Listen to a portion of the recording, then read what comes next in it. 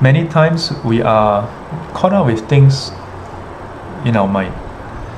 Yeah, but at the same time, if we say, oh, let's drop everything and live in the present, we may have the fear that we will forget about things that we need to do, responsibilities, yeah, that we have. So how can we strike a balance? So there's this set of questions that I ask people to consider. Yeah. So in the past I have two questions. Yeah. Today I add one more question. Yeah. The first question is it important? Yeah. So if it's not important, then you don't have to think. You shouldn't waste your time.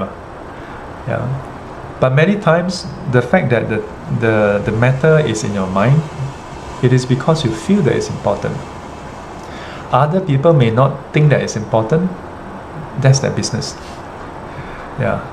So one thing I learned over the years is I don't tell people whether something is important or not. Because whatever I say is my perception, is my opinion. If they ask me for my opinion, I can share with them. But they will have their own opinion about things.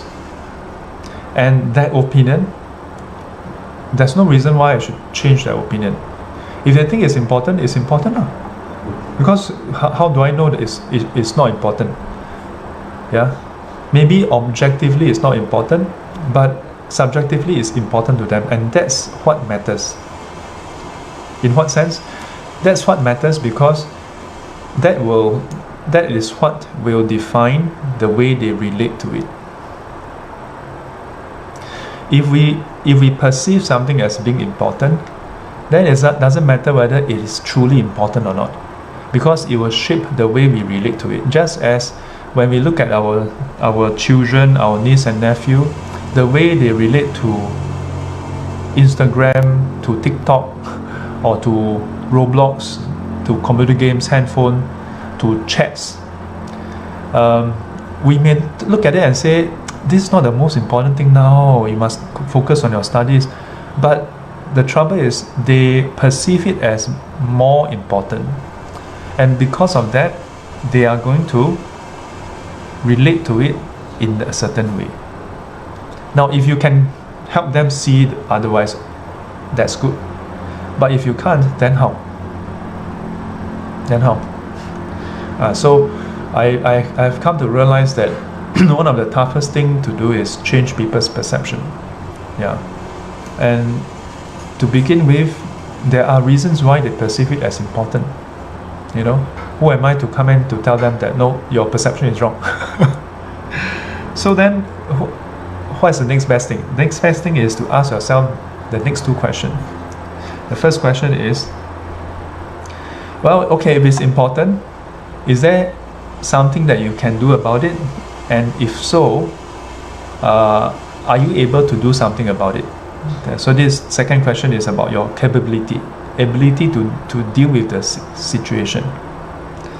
Because if you don't have the ability currently, then spending more time on it, unless you can spend some time to improve your capability and then you can deal with it, you know, fine and good.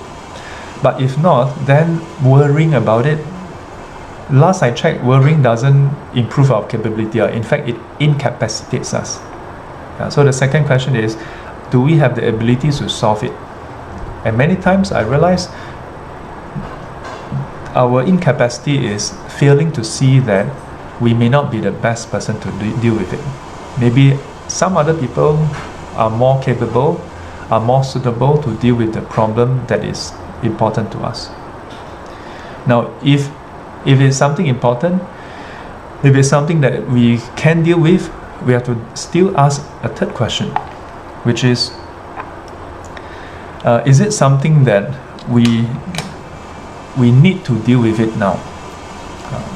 2 and 3 is very similar, but number 3 is about whether it warrants for it to be dealt with now.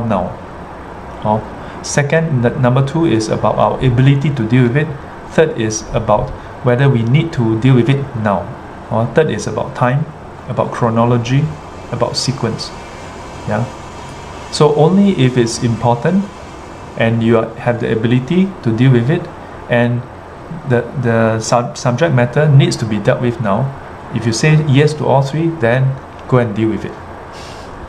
If not, if it's not important, or you are not able to deal with it, or you don't have to deal with it now, then maybe you want to write it down, yeah, and put it as a to-do list. Then you can be present with whatever you are doing now.